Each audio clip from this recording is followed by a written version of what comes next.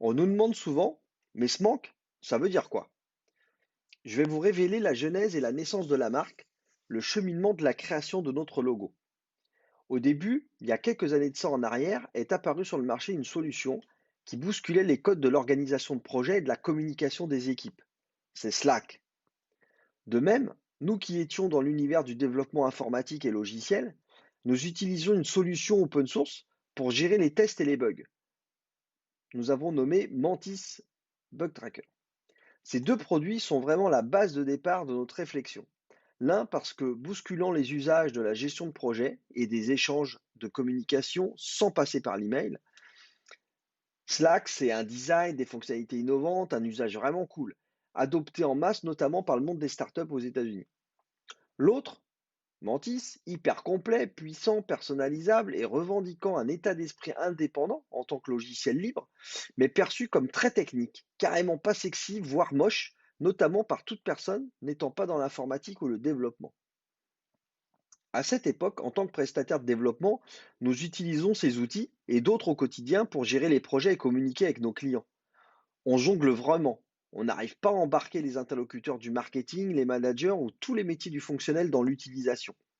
On décide alors de se lancer dans la création d'une solution qui doit réconcilier ces deux mondes pour répondre aux besoins de tous, les fonctionnels et les techos, comme on les appelle.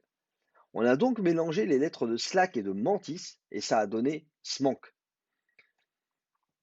Parlons maintenant du logo.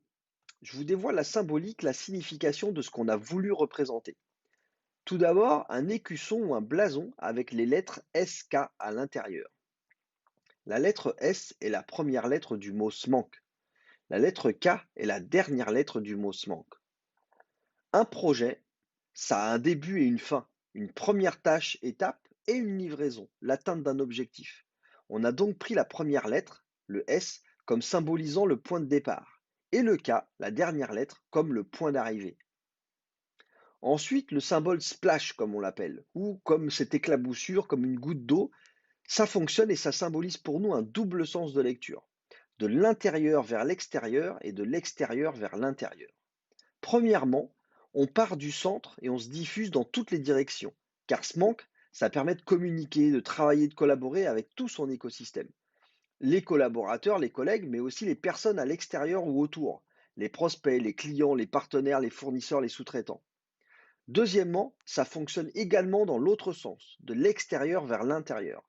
En effet, Smank est un espace de travail collaboratif qui réunit toutes les fonctionnalités dans un même environnement et qui permet de communiquer, d'échanger, de travailler avec tout le monde, en particulier les personnes de l'extérieur.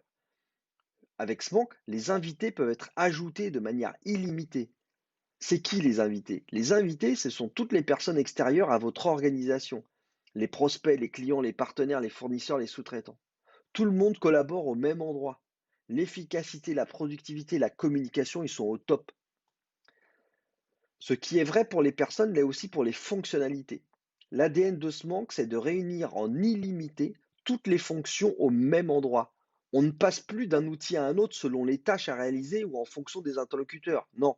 Avec Smank, on peut communiquer, créer, gérer, échanger des documents, envoyer des fichiers lourds, piloter des équipes, gérer des projets, faire de la visioconférence et plus encore. Smank, c'est la solution collaborative des équipes efficaces.